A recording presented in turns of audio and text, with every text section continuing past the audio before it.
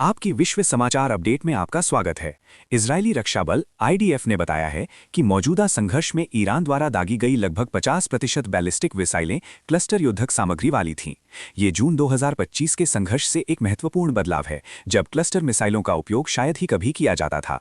पारंपरिक ईरानी मिसाइलों में 500 से 1000 किलोग्राम विस्फोटक होते हैं, जो एक ही लक्ष्य पर भारी क्षति पहुंचाते हैं। इसके विपरीत क्लस्टर युद्धक सामग्री में दर्जनों छोटे 8 किलोग्राम के हथियार हो सकते हैं, जो 100 वर्ग किलोमीटर तक के बड़े क्षेत्र में फैल सकते हैं। इनके व्यक्तिगत विस्फोट कम शक्तिशाली होते हैं, लेकिन व्यापक क्षेत्र में खतरा पैदा करते हैं और इमारतों की कई मंजिलों को भेज सकते हैं। यदि इंटरसेप्ट होने से पहले ये टूट जाती हैं, तो ये बड़े क्षेत्र में कई खतरनाक प्रभाव बिंदु बना सकती हैं। आईडीएफ को अक्सर अनावश्यक मिसाइल चेतावनी सक्रिय करने के लिए आलोचना का सामना करना पड़ता है, जिसके कारण लाखों इजरायलियों को बंकरों में जाना पड़ता है, भले ही ईरान ने केवल एक ही मिसाइल दागी हो। आईडीएफ ने समझाया कि उनका पॉलीगॉन सिस्टम, जो अनुमानित प्रक्षेपक्र के आधार पर अलर्ट करता है, हमेशा मानव जीवन की सुरक्षा को प्राथमिकता देता है, भले ही इससे दैनिक जीवन में असुविधा हो। हालांकि वे कम खतरे वाले क्षेत्रों को अलर्ट सूची से बाहर रखने का प्रयास करते हैं।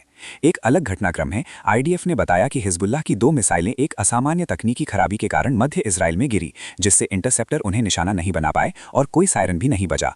रामले और माते यहूदा में गिरी इन मिसाइलों से कुछ नागरिकों को मामूली चोटें आईं। आईडीएफ ने कहा कि अधिकांश मिसाइलों को अभी भी सफलतापूर्वक रोका गया है और इस घटना को ठीक करने के लिए उत्तरी क्षेत्र की सुरक्षा में समायोजन किए गए हैं। 11 दिनों के संघर्ष के बाद इजराइल टैक्स अथॉरिटी को मिसाइल क्षति के लिए 9115 दावे प्राप्त हुए हैं। आंकड़ों से पता चलता है कि ईरान अब कम मिसाइलें दाग रहा है, इस बार 600 से कम बनाम पिछले साल 1600, लेकिन उनका ध्यान मध्य इजराइल पर केंद्रित है। सुनने के लिए धन्यवाद।